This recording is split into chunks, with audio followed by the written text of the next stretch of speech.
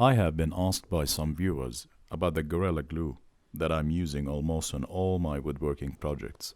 And the question was why I'm using Gorilla over the other glue brands. So I decided to put it on test, as there's no actual reason behind why I'm using this brand over others, except that I didn't experience any issues with it so far.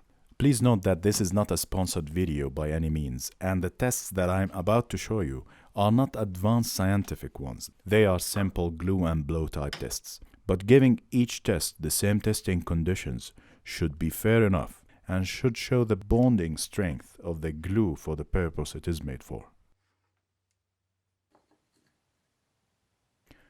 I will begin by smoothing the surfaces to be glued together to ensure tight contact between them and no gaps.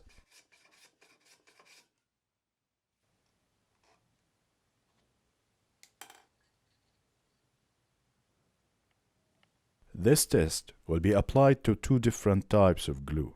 The original Gorilla Glue that I have been using for the past 3 years and the Ultimate Gorilla Glue that is supposed to be waterproof and has an extended work time.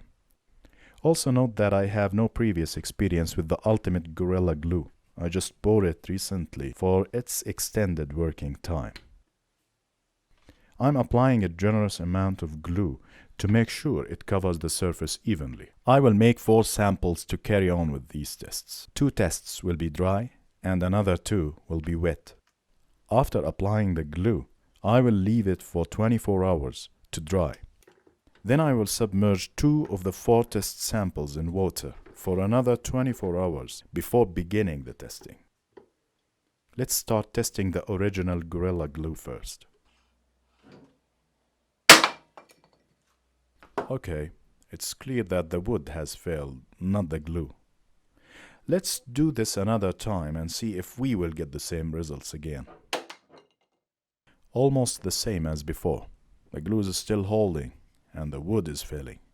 Whenever this is the case with any glue, I will consider using it regardless of how many pounds it can withstand before failing compared with other glue brands.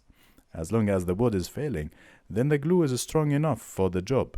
There's no point I demand more strength as it won't serve any purpose. Let's test the Ultimate Glue now. And based on this test outcome, I should decide to add it to my toolbox or toss it away. Now that is disappointing. Let's move to the water test and find out how they will perform. I will begin testing the original Gorilla Glue after 24 hours of submerging the glued pieces in water. I will use my hands only and see if I will succeed. That was easy and the glue failed. Let's test the Ultimate Waterproof Glue and see.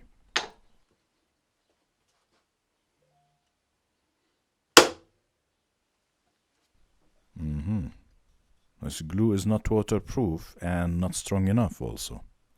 I should have bought 1 bottle for testing, not 2. But honestly, I wasn't expecting this outcome. It seems that I will keep using the original Gorilla Glue for now and won't consider using it for outdoor projects though.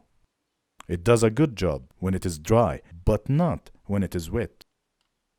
But for the ultimate disappointing Gorilla Glue, I don't think I will be using it on any woodworking projects as I don't trust its bonding strength or waterproofing capabilities. If you have a different experience or opinion about the Gorilla Glue, please share your thoughts in the comments below. I hope you will find this unbiased review helpful and thank you very much for watching.